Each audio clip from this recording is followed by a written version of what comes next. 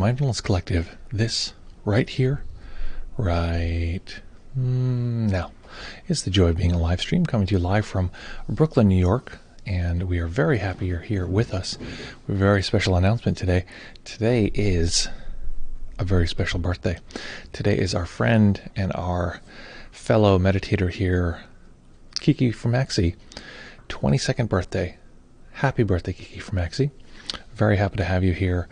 Glad you're joining us. Where from? You said from Germany. That's so great. Excellent, excellent. Glad you're here with us. Super fun. Always fun when people start chit-chatting before the stream even starts. And I'm looking here, actually.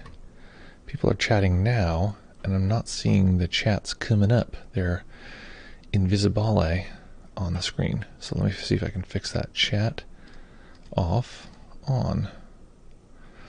Test. Uh-oh. Something's wrong. Chats aren't appearing on the screenio. Okay, well, that's a little annoying. We'll just have to make sure we read them. Why would that be? I'm going to start the timer for a second and see. Okay, that works. Chats, let's try the chats. Oh, there we go. Okay, chats are live now. Okay, I don't know what that fixed, but it fixed it. Nick says, oh, 1 hour earlier this week. Won't work with Work Blast. Aversion against all this clock fiddling business. Oh, did you guys have a time change over there in Sweden? Swedanon? We did not. We have not had a time change yet. Maybe we did. Did we? Was there a time change? Raquel. Yeah. Was there a time change? I don't think so. Okay, there was one apparently in Sweden. We revised it twice a year. Yeah, we do the same thing, but I also don't know why we revise it. Okay, here's my radical plan for clocks. It's one universal time. It just is the same time everywhere, except in the United States, the sun rises at 12:30, or 2 a.m. in the morning and sets at whatever, and the whole world is at one time. So it's like there is no like, oh, what time is it there? It's the same time. Like I don't know why we have different times. It's just like, oh, 8 a.m. is the morning. So why is it the morning? It's just like, I don't know. It seems very silly to me. It seems like very clock-centric when it's like, anyway, that's my radical theory. I would love to have someone poke some holes in that, because right now I'm like, why wouldn't that be a great idea? Let's see here. Good morning from Kingston, Ontario, Rory. Great to have you here as always. Jean, good morning from drizzly Brooklyn. It is a little drizzly outside. I woke up and I was like, ooh, it's raining. Actually, what I said was, hello, world. And what I meant was, oh, it's raining. Yeah, South Brooklyn, South Ontario, exactly. Jamaica Massive.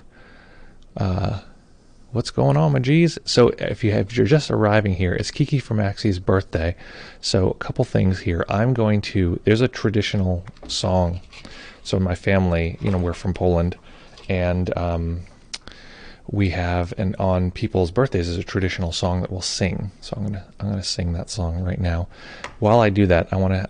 It's gonna be short, so I want everyone to get ready. I would love for Kiki for Maxi's birthday. We're just going to everybody pick either one or few emojis here, and we're going to flood the chat as fast as you can. Okay, if you don't know how to do the emojis, it's down here in the chat. There's a little face icon down there, and then we're going to roll. We're going to roll with it. Okay, I'm going to sing this traditional song. Ready, everybody? Here we go. Here we go. Okay, here we go. Happy birthday to you. Happy birthday to you. Happy birthday, Kiki from Maxi. Happy birthday to you. Yay, happy birthday. So great that you're here with us on your birthday. Great to share this day with you. We put a lot of pressure on ourselves here for our birthdays. And I don't know why we do that, but we're very happy you're here with us. I think that sometimes I get a little introspective and I'm like, today's got to be a very special day. and I put a lot of pressure on myself. So I hope today that if you do put pressure on yourself, which is totally understandable, I do that unconsciously. It's my birthday. I think I did pretty good this year, actually. Sort of came and went, and people sang, and I think actually there's a lot of other stuff going on, so I didn't really pay attention. But even if you do put pressure on yourself, or not, even if you just have a chill time and have a good time, hope you can soak it in. You know, this is something my sister said to me on my wedding, which I hadn't thought of, which is funny as a meditation teacher. She said, I know a lot of people have probably told you this, but you really want to soak this in because it's going to go by way faster than you thought, and, you know, etc. And it was the day before my wedding, and it was like, at that moment, it like, because, you know, there's a lot to get done.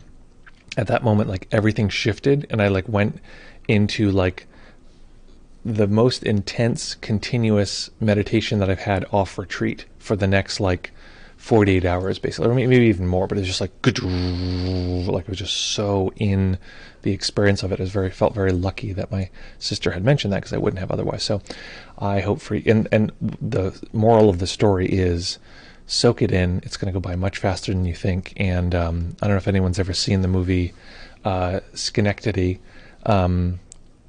Schenectady. Is that what it's? It's Schenectady, New York, and it's Synecdoche. The movie is called Synecdoche, by Charlie Kaufman. And I think this is my take on the movie: is we spend so much of our life waiting for this other moment, basically planning, pining about what hadn't happened, waiting for the moment when it will happen.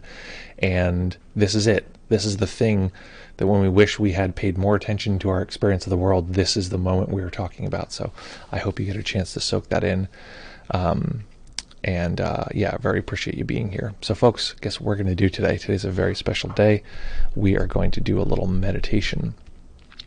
And what I thought we'd do today, unless there's some major somebody really objects, I wanted to do a practice where we'll take a little time to soak into awareness. And exactly. Great to see you, Kiki Maxi. Glad you're here. Beep up. I'm not sure if you're saying you got to go, but if you do, we'll see you soon. Hopefully you can stick around. But the next thing is, get contact with some kind awareness, and then from there, see if there's anything in the system that wants to come up, any part that wants to speak, or anything that is sort of left sort of unsettled. And as you know, I like to make combinations of types of practices that usually tend to feel different. So today it's basically going to be a practice between an awareness practice, a nurture positive practice, which is one where we are looking for the that which is we read as more pleasant or more stable or more secure, and a practice that is on the psychological side, so we can look at our material, but without losing the goodies of each of those. So that's maybe a tall order, but that's what I'd like to do today. That's often my secret, is I just do what I want or need that day, and then it ends up being fun for other people too. So folks, we're going to practice for 25 minutes. And if you're new here, let us know. If you're new to meditation, I always guide a little differently. If there's someone here who's new to meditation or new to our stream even, let us know, and we will we'll do a little bit of shaping based on that. And okay, so we're going to practice for 25 minutes. I'm going to encourage folks to find a way to hold the body still for the duration of the sit. So what that means is we are going to sit typically at the edge of a cushion or a chair, so that the knees can be lower than the hips, and the hips can rock down just slightly. Seems like a small thing, but in a way it's like the only way we can have a seat that holds us up, that is our body, is if the hips just rock forwards just slightly. This causes the lower spine to be able to curve a little bit, and the upper spine to curve in the opposite direction, and they can balance. So finding that nice comfortable position you can maintain for the duration of the sit. And I'm going to encourage folks to practice in stillness. That means no involuntary movement of any kind. Of course, there is an exception to this, which is if you want to. But make sure you wait like maybe a minute or so. If you feel an itch or something like that, you just wait 60 seconds or maybe a few breath cycles before you move, and then make the movement very slowly and mindfully. And when you're ready, just tell me when you're ready. I can wait. Go on. I can tell you're not ready. Get those fidgets out. Get those fidgets out, folks.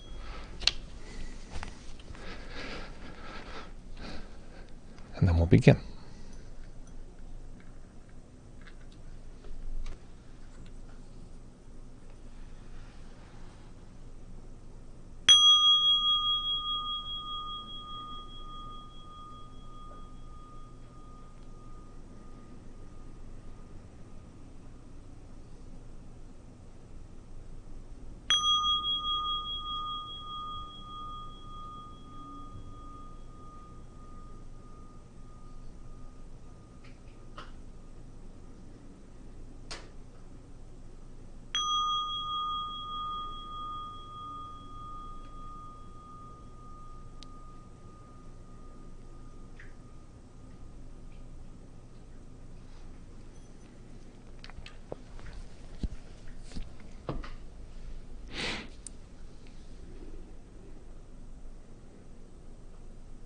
Beginning by taking a few comfortable deep breaths, just feeling the body rise and fall.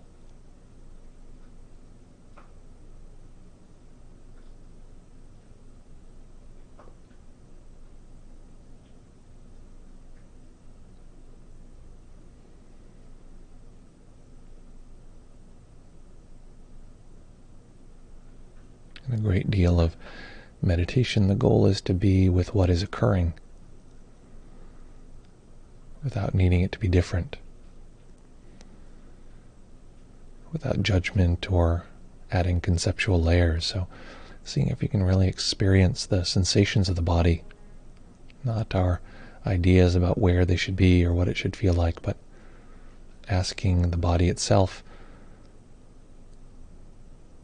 very precisely, what is it that is occurring? What sensations are active in this particular moment?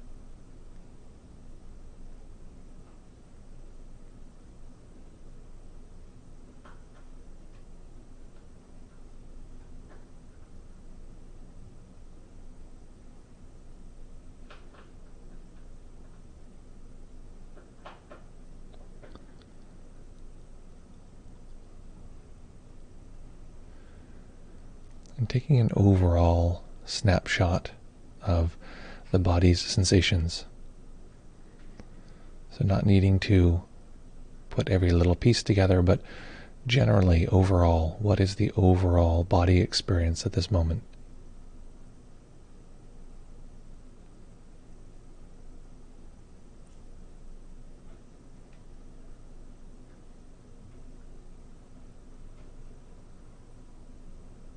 Each time we notice a particular sensation, this is simply the mind naturally zooming in, we're going to observe that sensation among all of the other sensations.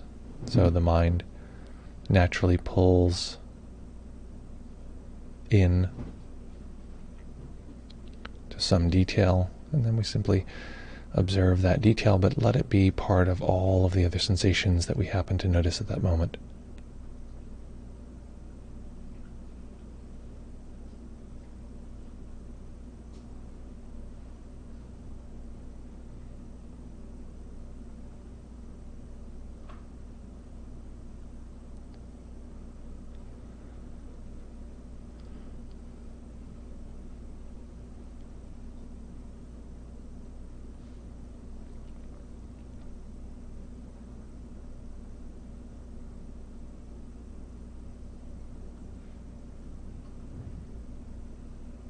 And of course, at times the mind will take us away into thoughts or unconsciousness, simply drifting back to body sensation in general.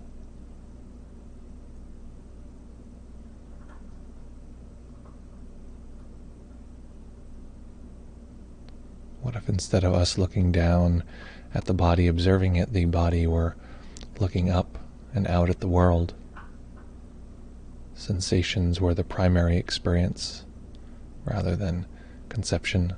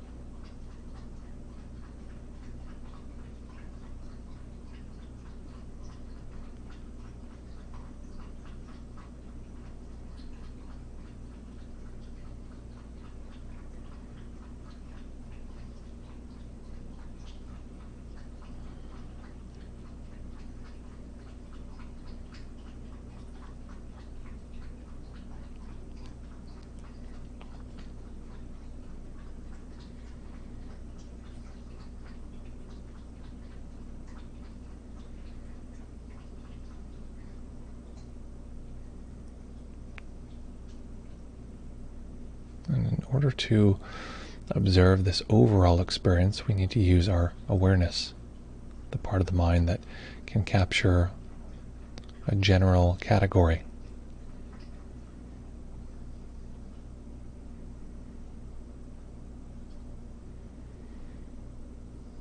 This can seem as though it's coming from the periphery or kind of surrounding awareness. It doesn't always have to be, but it could feel this way.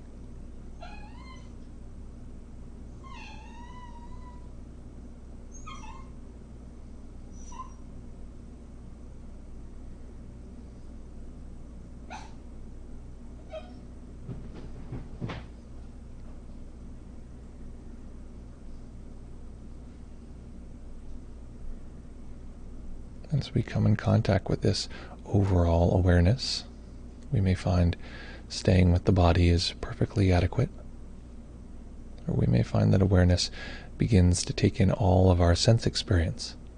This is fine as well.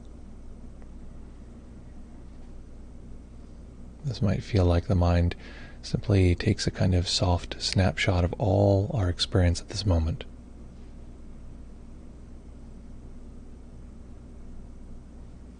Or perhaps we're simply observing the overall experience of the body. Either is fine.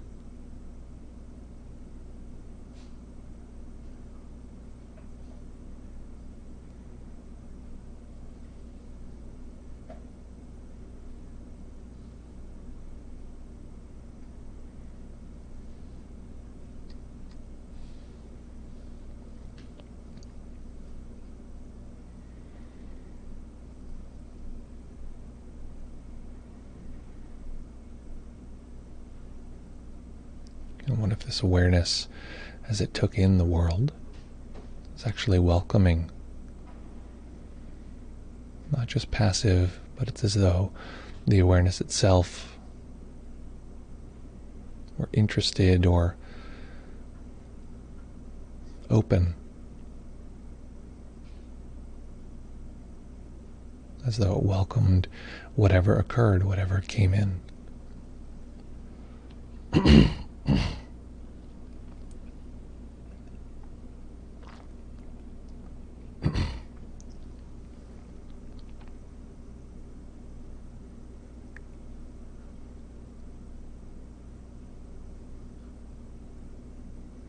As though the awareness itself were kind.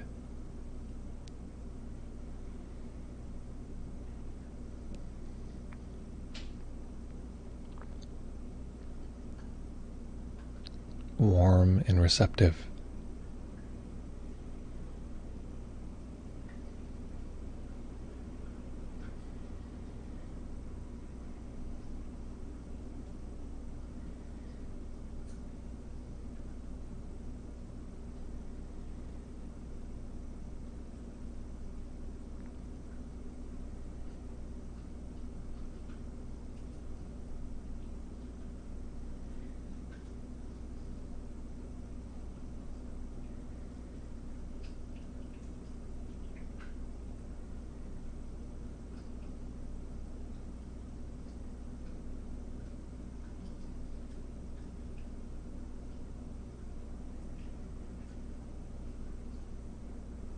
And what would it take for the mind and body to stay with this awareness, this open reception, this kind connection with all that's occurring? Stay with it continuously. How would we need to observe? How would we breathe?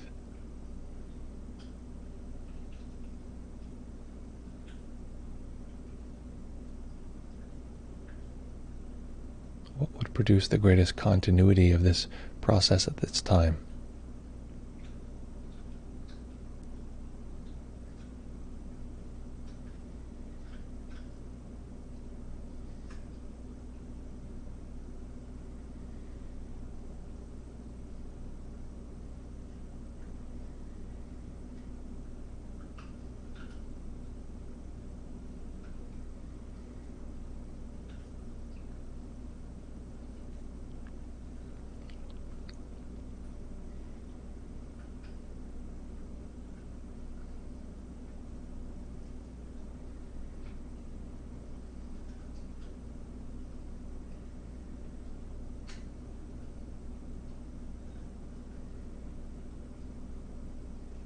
And of course, we can't do this perfectly. The mind will flicker, will drift away. We'll get pulled into some particular detail, and that's fine. We know how to return to this overall experience. And if there's judgment or assessment, just including that in our overall experience of our senses.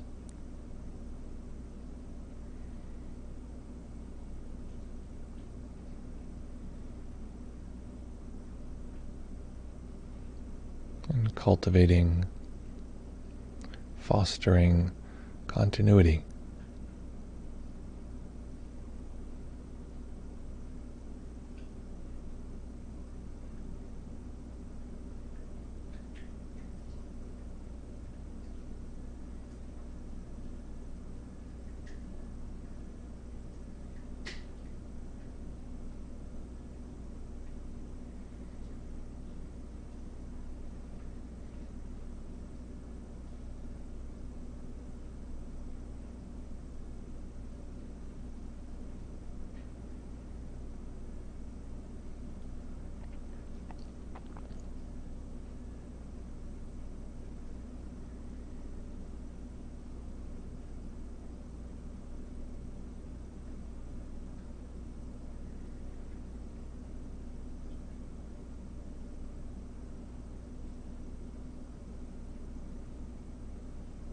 Where is that sweet spot where we can simply stay with our experience, allowing the system to take in whatever is occurring with kindness, welcoming.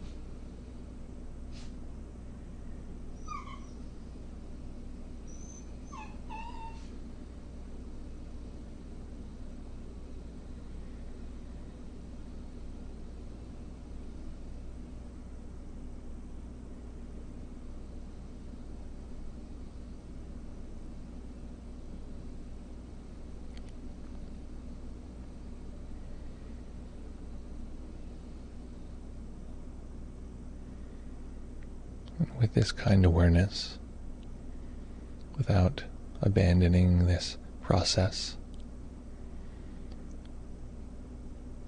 turning our gaze to our inner landscape, all of the various parts of us, those parts that help us navigate the world, and seeing if any particular part is arising naturally now.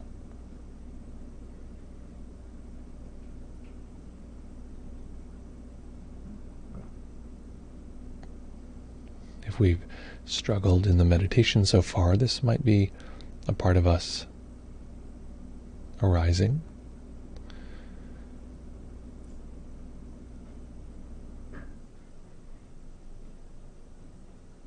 So grounding in this kind awareness, taking a moment to ask, how do we feel about this part? And if you don't notice any part in particular arising, just apply that to the experience of self, what we call me. How does this kind awareness feel about this part or self?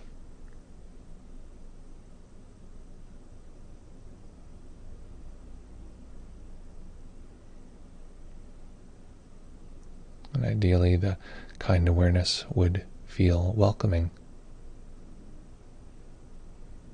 It would feel compassion.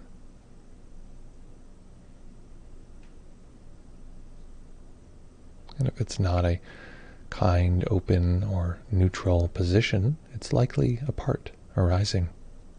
If it feels frustrated, anxious, like it needs to fight in some way.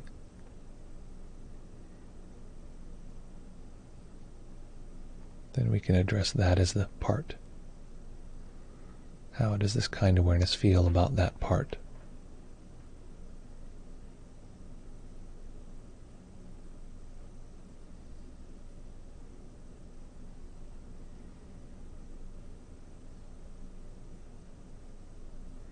We're very good at asking, how does this part feel about the world?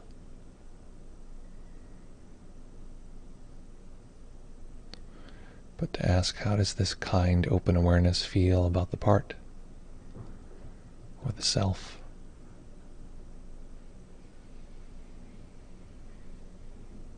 This can be a different story.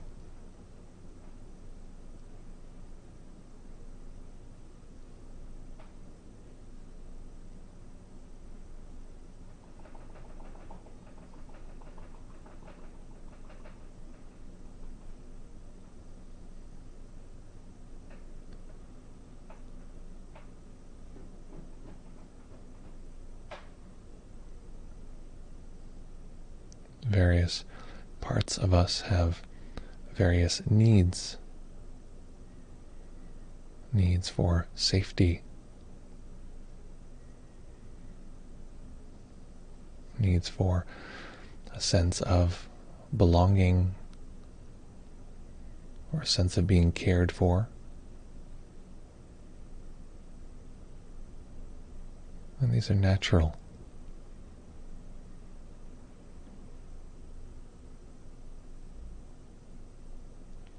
So if any part of us is arising that notices these or is experiencing these needs, for instance, if a distraction or some sensation feels like it's very annoying or it's bothering us, this could be a need for stability or security or peace.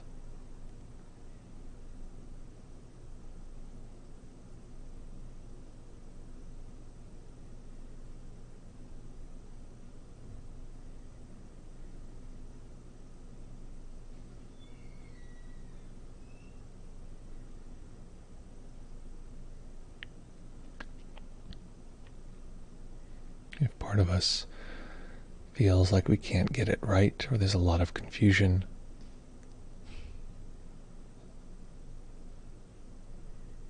this could be a need to feel safe.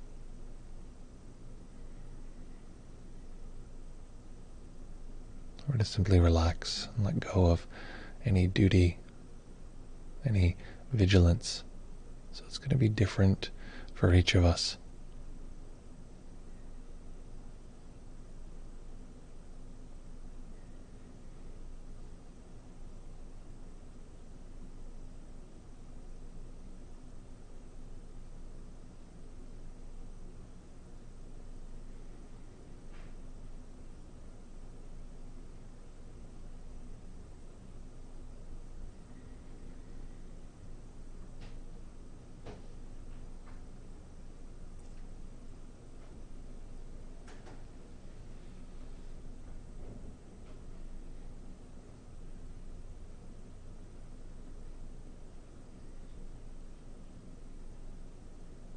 And allowing that kind awareness to simply ask our overall system or any particular part, how could I be helpful or supportive?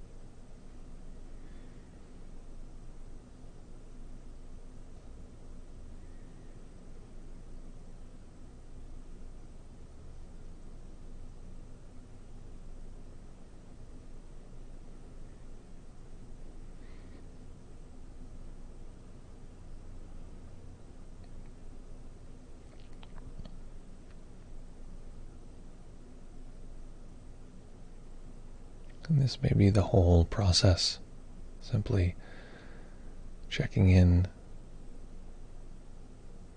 the kind awareness asking, how could I be helpful, supportive?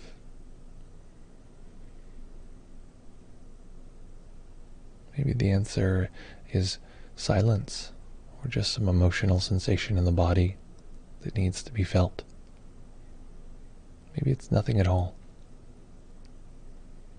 Simply letting our system know that this kind of awareness is present can be significant.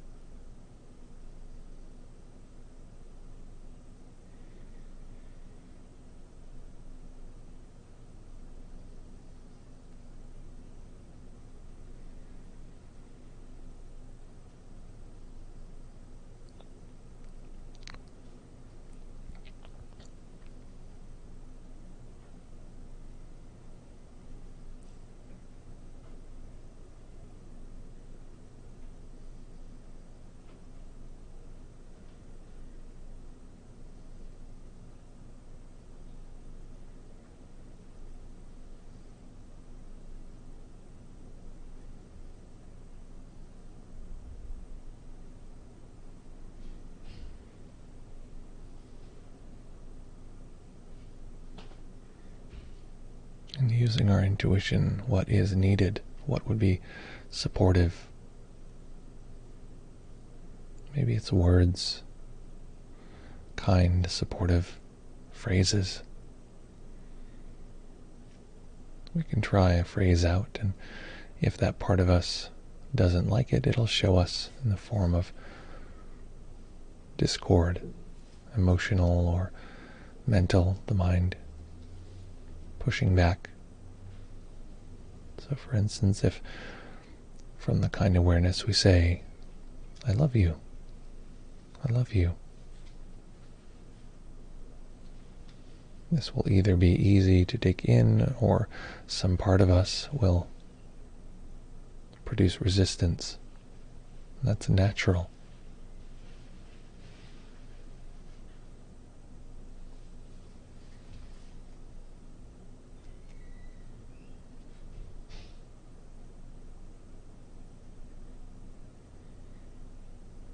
The key is to find the phrase or the type of awareness, the way of holding our experience that is supportive for that part.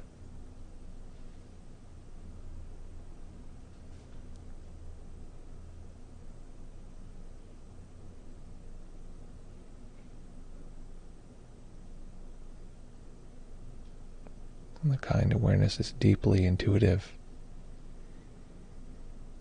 deeply creative, so trusting the kind awareness to find what's needed.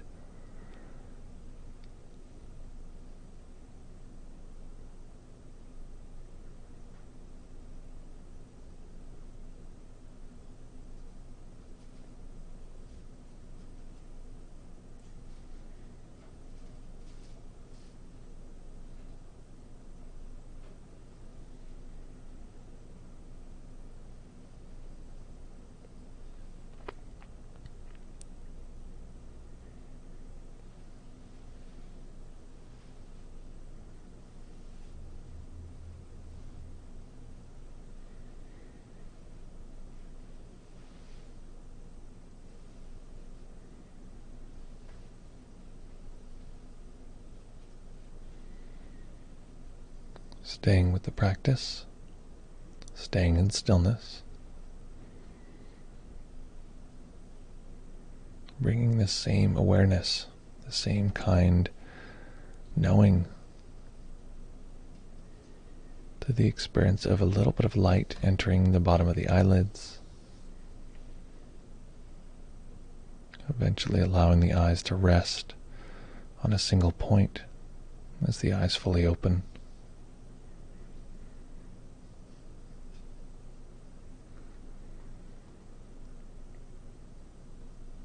And as awareness takes in the visual experience, allowing this expansion to expand this kind, open, welcoming awareness.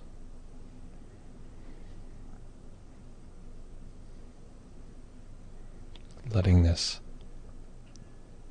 increase of volume increase the wisdom, the depth of this awareness.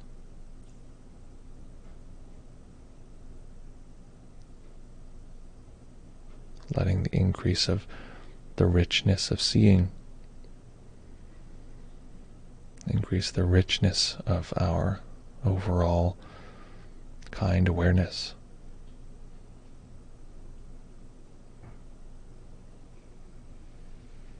And in this way, letting this particular moment, letting the way the mind takes in all of this data,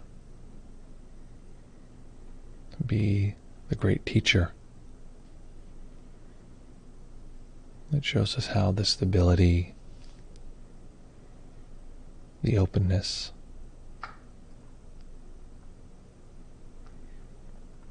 the stable support of this kind awareness can carry us through every aspect of our life.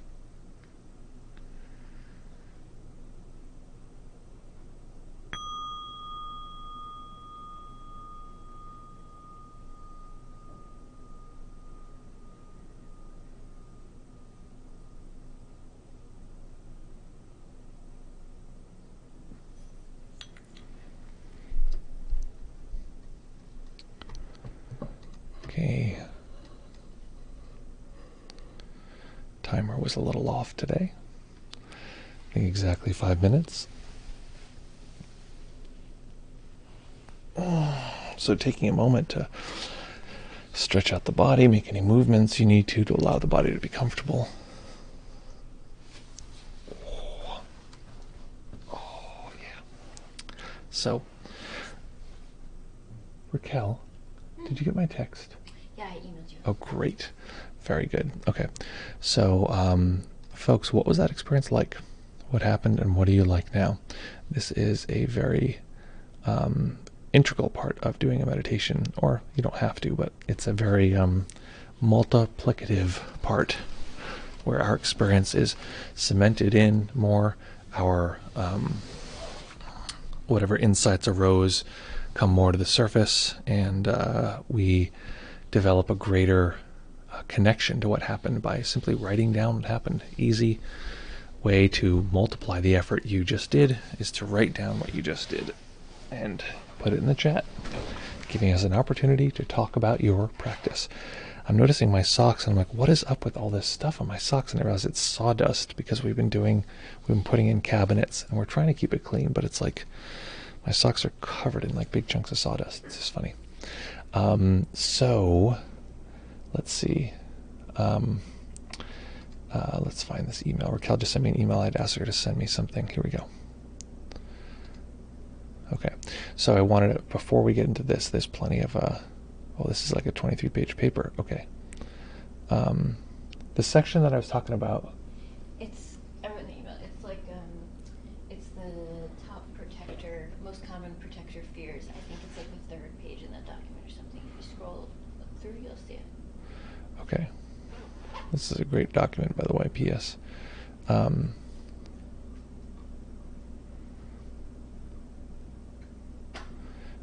Practice sheet. I think I might have gone too far. I'm just trying to find this thing I'd love to go over with folks. Protector fear sheets. Great. I want to go over this. So as we're talking about IFS and multiple self model, there's a lot of great resources out there. So we'll talk about that in a second. Also, P.S. As people are beginning to get ready to type their reports, I was going to mention, I want to tell a story that happened on Saturday. So Saturday we go on this lovely hike with some friends.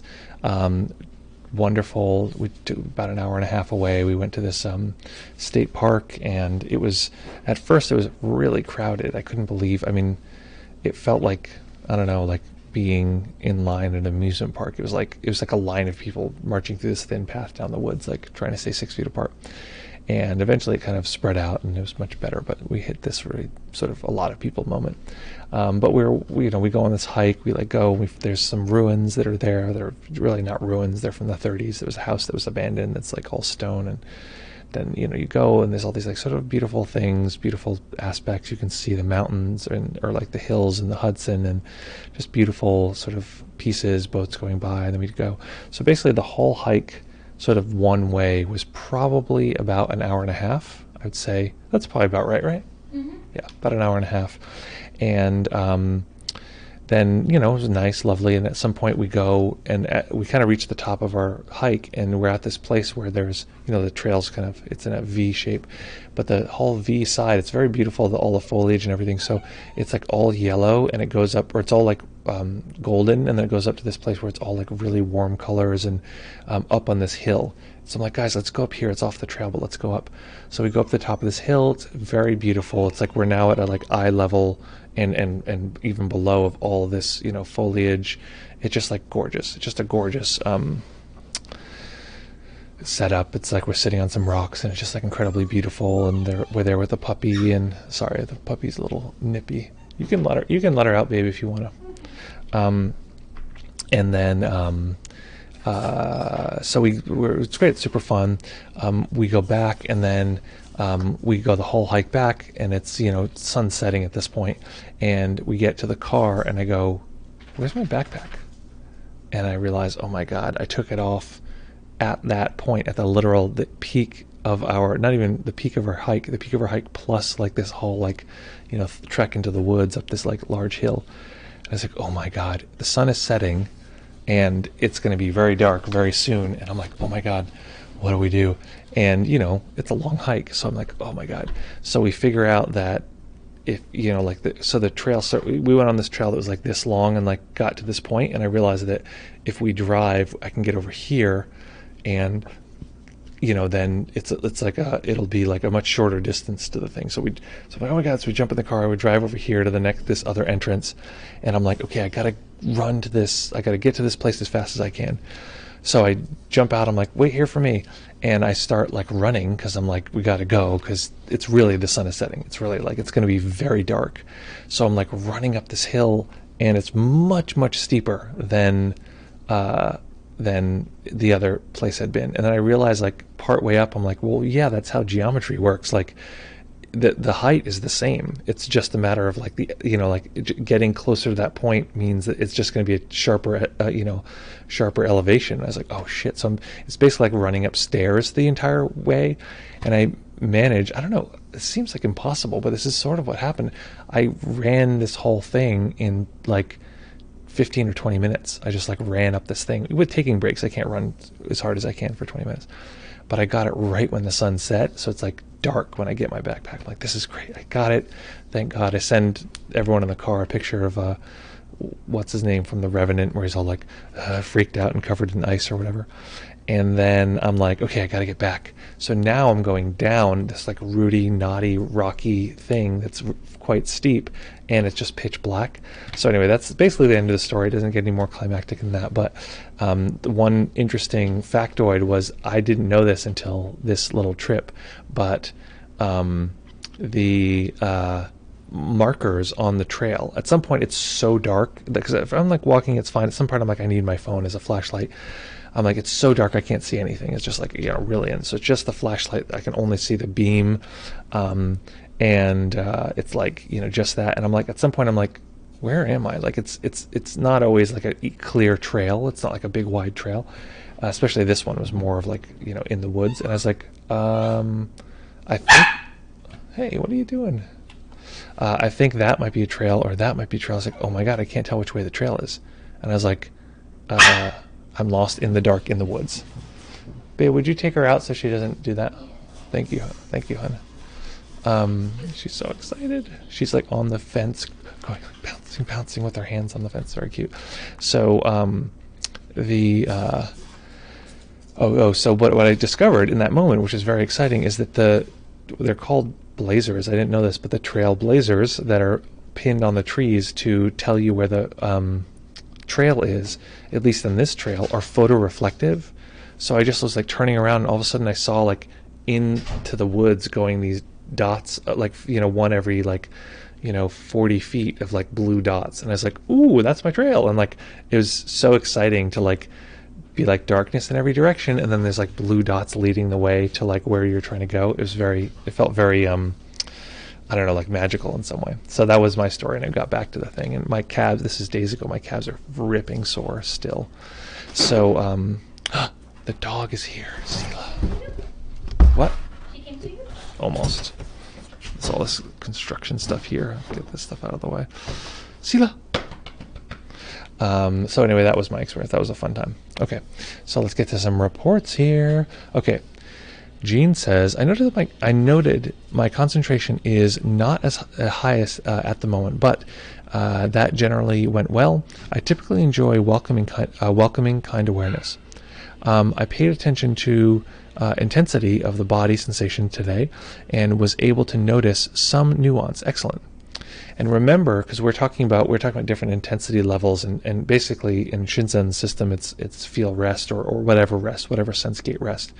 Remember that what you're experiencing is rest compared to pain, let's say.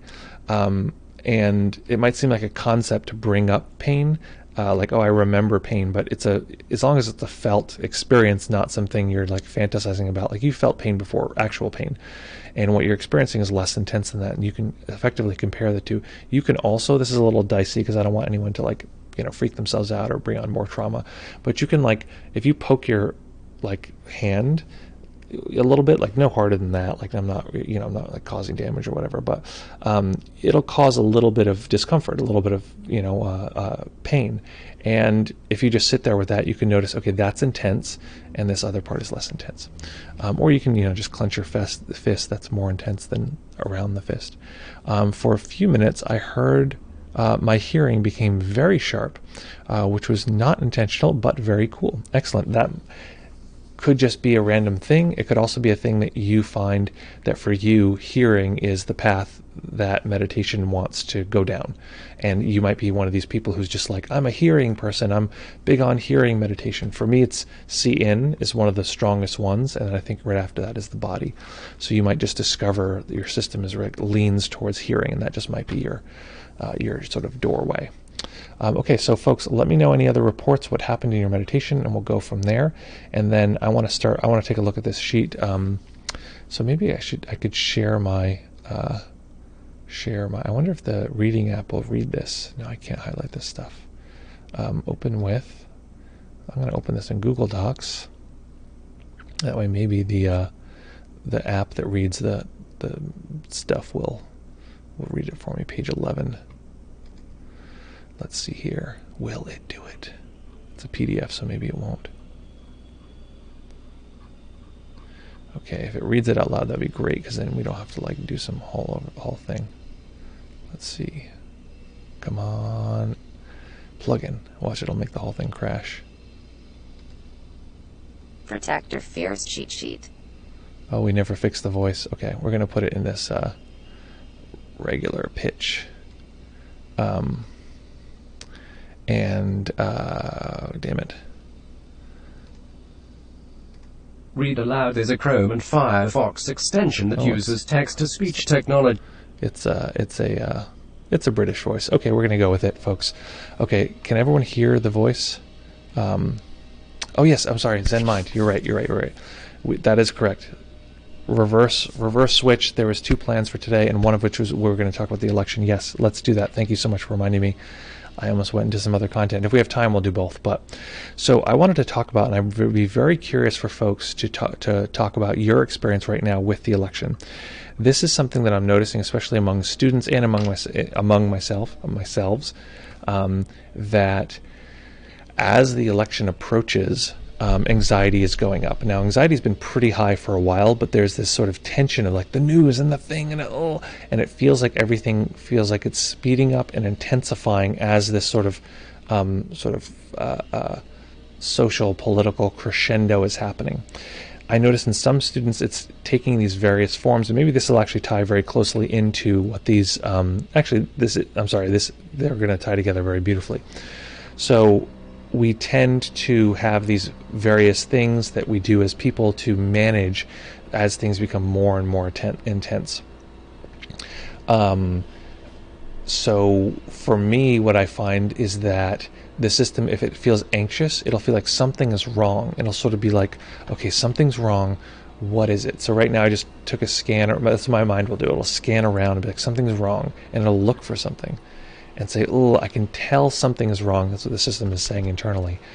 What is the thing? And it'll pick some detail. Right now the first thing it looked at was this measuring tape that is sitting on my streaming table for some reason, because everything is covered in tools. And there's a Raquel's little cute lady hammer that her grandma gave her when she went to college. Like all these tools are sitting around. I just yanked my sound out. I can't hear anything now.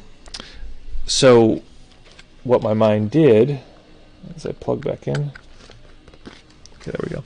What my mind did was very quickly see this measuring tape and then go, oh my God, we have to finish the construction. We have to finish the project we're doing. And what it would do, I could imagine, if I just let it go, it would go, okay, what's happening on the stream now? What's happening in this particular moment? It's not important. We need to think about this detail and this detail and this detail and worry about like all of these things. And if anyone's ever done their own construction, it is so crazy how many layers of like detail and annoying thing like come up. We had this big triumph yesterday. I don't know if I have my phone with me. I finally like changed something electrically, or moved an electrical box basically, and let's see if I can just pull it up. This was like, I don't know if you can see this with the light and everything. Where is this? If I hold it too close, it goes out of focus. Come on, little buddy, which direction is the good one? Okay, so if you can see this, it's basically an electrical box moved over, and like that thing took the whole weekend because of all these stupid things. Like there's a hole here and a thing here, and as soon as I finished it, I realized, oh my God, because of this, there's this other, whatever. It's a lot of stuff. So my mind can get totally caught in those things. And for me, what that is a lack of safety. It's like overwhelm and anxiety because something is wrong in the world and I need safety. So what I'd be curious from folks, as we're talking about this, talk about, if you want to, you don't have to, but it'll help us, help everybody, and help yourself potentially. It'll be clear on which of these defenses you use. So what I'm going to do is go over these protector fears, and I'm going to just have the computer read them, and then in the chat let me know if these are things that come up for you. We'll go through them one by one and we'll chat about them. Let's try this one first. 1. Overwhelm. What would you need to feel safe for us to continue? We can control the intensity and help the part not take over. If something really feels too intense, you can let us know or stop the action. So overwhelm, in my experience, is the experience of something inside needing to speak, needing to say, oh, I feel anxious or sad or whatever it is, but it can't be heard at a level 3, usually because there's some kind of like disavowal where like, no, don't think about that, or forget about that, ignore that. And so what it will do is it needs to like really push, so it'll like jump to an 11, and it typically is like, that's like a 1, hardly detectable. 2, if we were really clear, we could probably notice it. 3, it's like, oh, I guess maybe there's something, and then it like isn't heard, so it just skips every other number and just jumps to 11, and it's like we're overwhelmed. It just snuck up on us. We don't even know how it got there. Sometimes it happens a little slower than that, but often that's the case. So the questions are that we might ask ourselves is, what could we do to help ourselves feel safe? And so, checking out, is that one of the reactions that you'll tune into? And again, if this is a broad topic, so this is the direction I'm taking, but if anyone wants to talk about anything particular or any detail, just shoot that in the chat and we will happily talk about that. All right, next one. There's nothing can help. So this is the hopeless mind state. We've talked about this extensively. It's a very dangerous sort of mind pattern. Sanskara, very dangerous habit of the mind, and it will say it's like the discounting mind. It's like nothing matters. If someone offers, you're like, I'm hungry, and well, here's some food. Oh God, it's salty, doesn't work for me, or whatever. It's like, well, there's nothing can help, and so the system just like gets caught in a big loop. So let's hear what this one sounds like. 2. Nothing can help. I get that you're doubtful because nothing else has really helped. I can show you a new way. It's okay to be skeptical. If you give us a chance, you can see for yourself what I mean. Are you protecting against more disappointment? We can unburden those feelings too. So what this, just so you know, what the sheet is it's things that the therapist can say or do to help someone feel, feel supported. So there's a little bit of translation needed here, but with the helpless mind state, what they're suggesting is that skepticism is healthy. So if we're like, oh, nothing will ever work, it's like it's okay to actually be like, oh, maybe this won't work. We get into trouble when we insist that it will not work. So part of the reason we become insistent is, again, that it's turned up to 11. We don't have a way of saying, maybe this won't work, and that scares me. Instead, what we say is, this definitely won't work, and there's a security in saying nothing is going to help me, I'm terrified, and there's like no way out. Rory says, even in Canada, my Monday morning meditation group today, we were discussing how to work through obsessive thoughts on the U.S. election. Yeah, listen, I appreciate the camaraderie here, but it's like it's like it's really crazy. Okay, so yesterday I'm gonna reveal my politics, and I truly think this is one of the biggest problems. I think that people really think that we do not have a level of existing as humans that is like more fundamental than political at this point, and the system right now has convinced us that we are political first, and so if you can't agree politically, like everything is chaos after that, and it's really not true. And the place that I actually learned this the most was in recovery, where I would know people for years, like really, really know them well, and know the way that they experience the world, and really identify with them and connect with them, and be, a lot of the work in recovery is supporting other people. You're like doing volunteering together, and you really, you're spending hours with people, really knowing the way they relate to the world and how kind they are often and how giving. And then at some point, realizing like, oh, this person is the opposite end of the political spectrum as me. And then we'd argue about politics, and we'd feel very like alienated from each other and feel very crummy. But then realizing like, wait a minute, but underneath that, this person is a human. At a human level, it's like they need care, they need compassion, they need kindness. How they get that is often very different. So anyway, I'm going to, maybe I don't know if I can do this without revealing my politics, but this is not a big point. I think people know where I stand politically. But yesterday there was, I feel like as soon as I say it, it's going to be really obvious. There was a train, or what is it called? Like a train of big pickup trucks with lots of flags and honking and whatever for a particular candidate. And the honking wasn't like beep beep. It was like these big, they had like truck honking. It was like wah, wah, like all like whatever, going down the highway in New York. And I was like, it was like disheartening. And it was this thing of like, they're being pretty aggressive. And so I was like, well, listen, we can protest in the ways that we can protest. So I like pulled in to the line of them, because there's a big line going down the highway in the fast lane going pretty slow. So I just pulled into the line of them and just slowed down a little bit and let cars fill in, and 3 cars fill in. Okay, that's cool, I can move over. A few more pass, slide back over, let a few more cars fill in. And so it just sort of broke up this chain a little bit, and knowing how people drive in New York. So I'm not sure what the exact point of that is, but the point is that it's like the tensions are so high. The people are just going crazy. People are going totally crazy here. So it's like, anyway, that's the general breakdown. So election delusion, exactly. Danger. Okay, the next one is danger, firefighter. So this is the client, in this case, is saying, danger, I have to do something. There's something needs to be done, or I'm going to be in great pain. And this is what they're suggesting is the response from a therapist. So remember, this is internal talk too. So if there's some part of us that's like, danger, danger, we can talk to ourselves in this way that they're suggesting as well.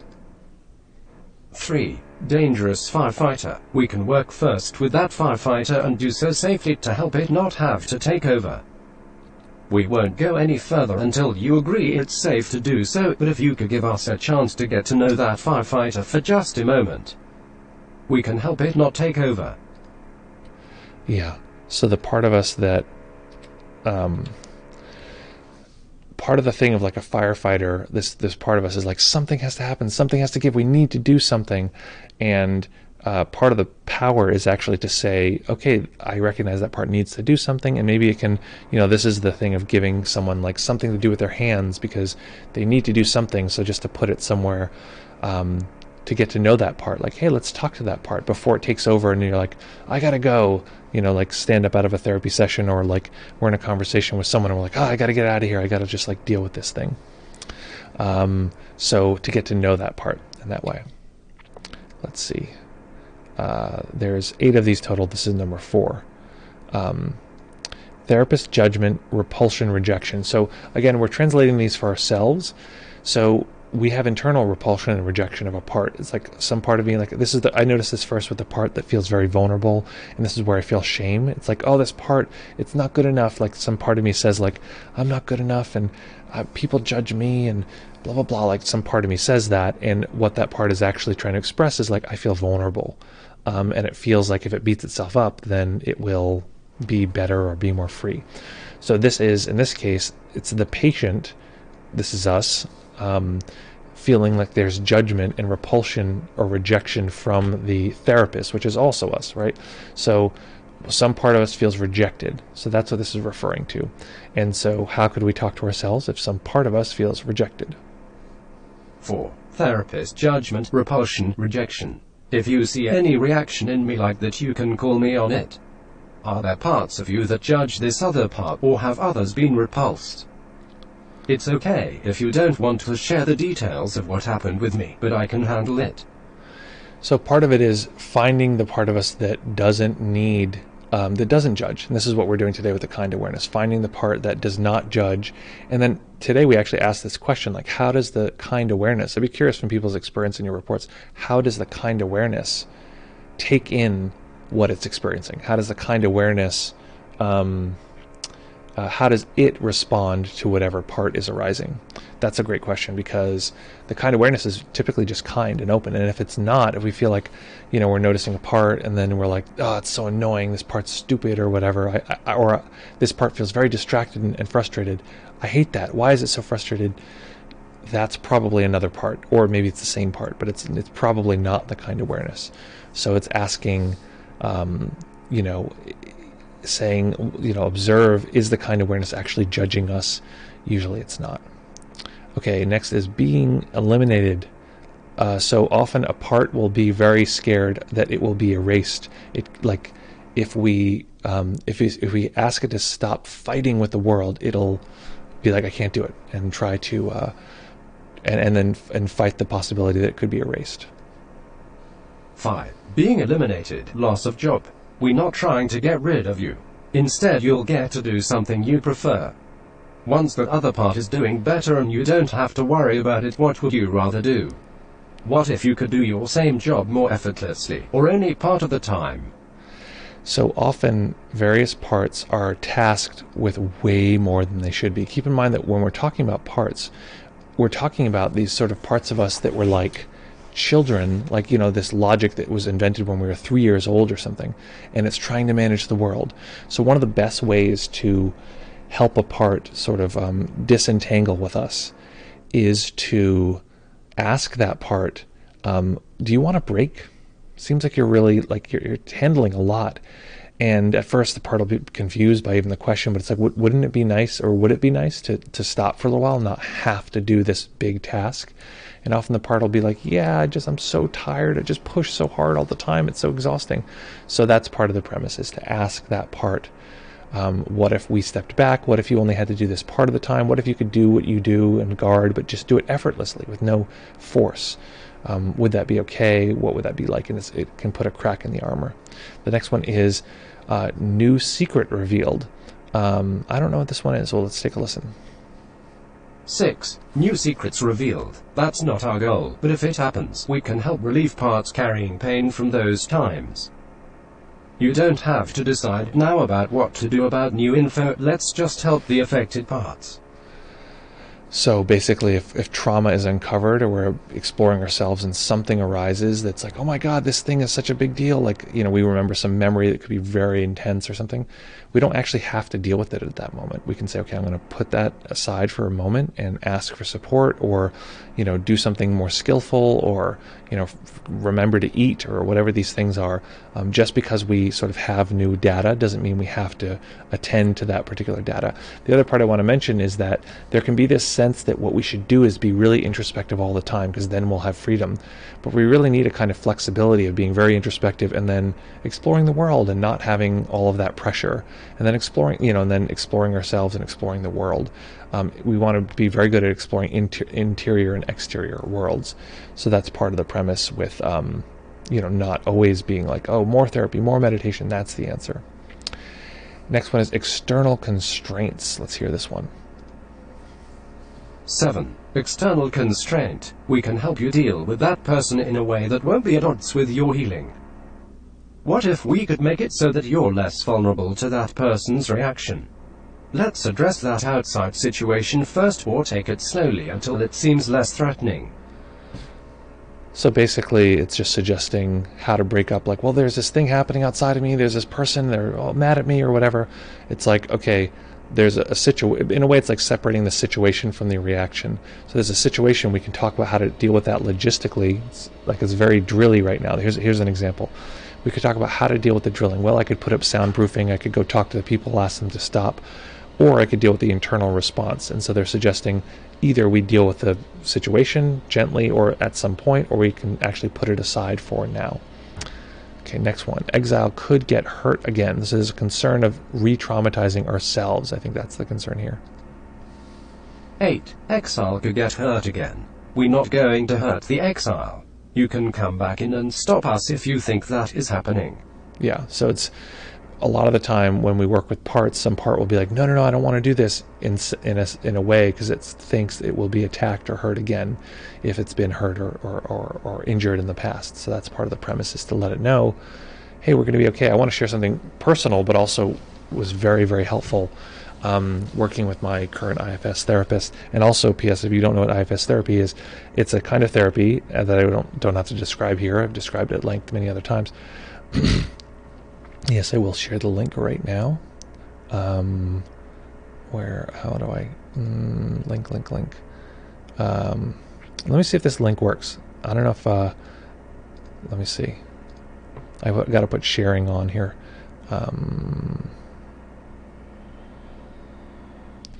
Only people with this link can view. Okay, good. Let me see if this link works. Check it out first, because I might have to change permission or something. Okay, try that out. Could get hurt again.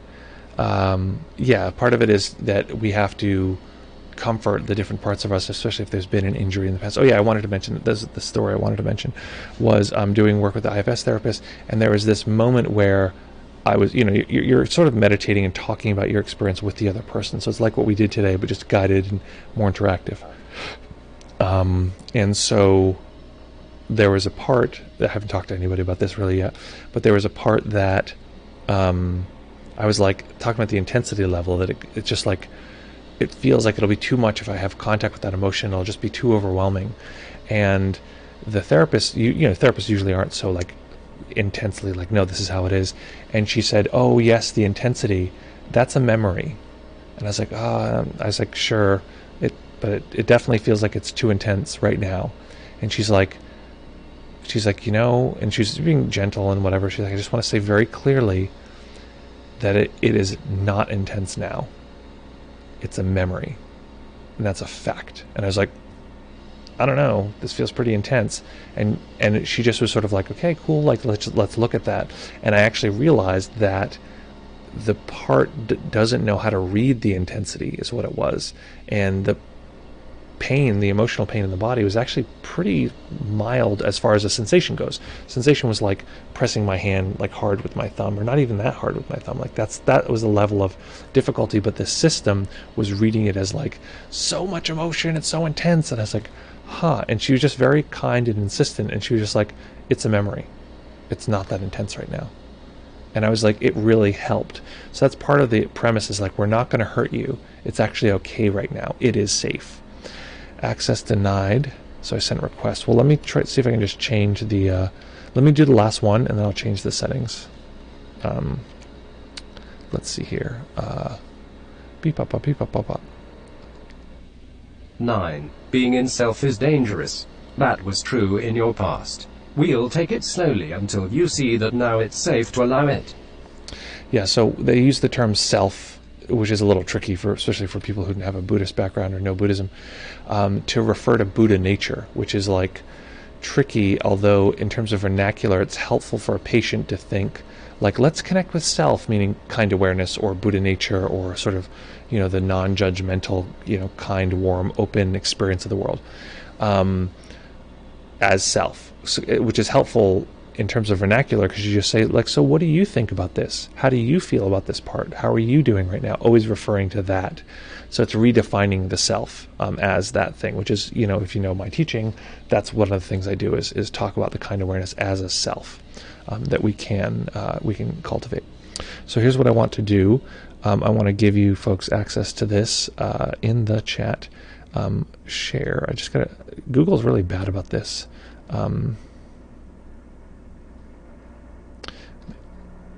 Okay. Let's see. Google's pretty bad about this. Anyone in this group with this link? I don't want anybody in this group. I want anyone with the link can do this. I have to add people, but to the group, this is redonkulous. Come on. Let me share the document, you son of a bitch. Google has it really never... that's such a pain in the ass. Okay, I'm going to give you the name. I bet you can just Google this thing. I bet you can just find it online. So let's crack this puppy open. Huh.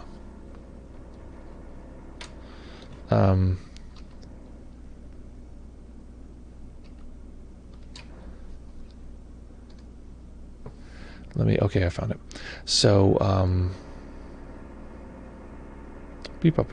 Oh, all these people, folks are asking for access to this. Let me just find out real quick. Okay. See if you can just search this. Maybe I can search it.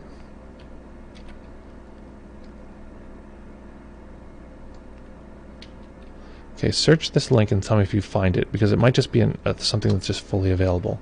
That's just, oh no, that didn't copy the thing I wanted it to. That's the wrong thing. Just by the name. I just want to see if the name will show us what we need. Where is the other version of this? Sorry, I'm trying to find, I lost the document now. Here it is. Handout. There we go. This is the name. See, do a little search on this. I think it's PDF. Just search that, see if it comes up. Handout participant level. If it's not, then okay, I'll just grant access to my email. Anyway, so folks, that's that. Nope.